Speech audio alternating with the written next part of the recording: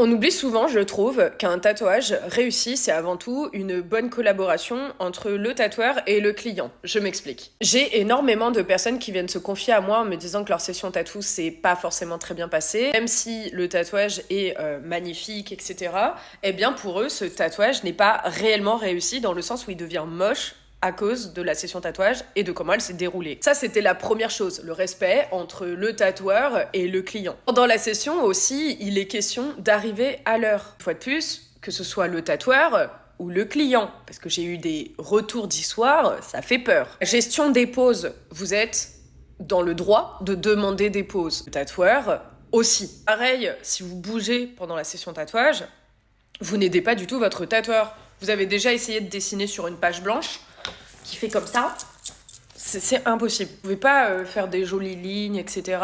dans ces conditions.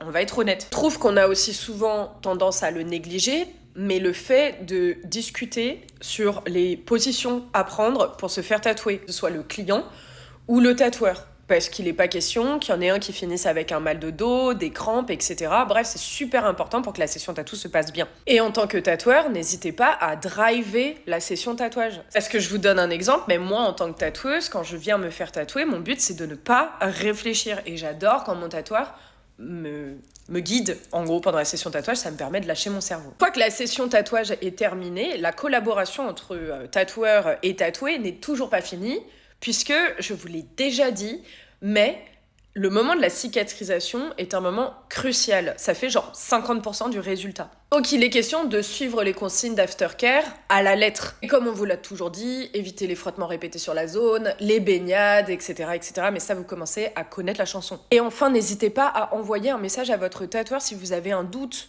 Il y a un doute, il n'y a pas de doute. On envoie un message et le tatoueur, il n'est pas là pour vous abandonner après la session, après avoir pris la thune.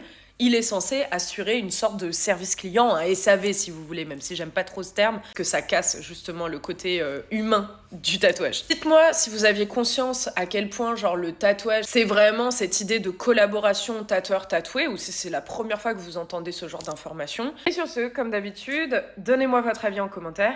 Prenez soin de vous. Ciao.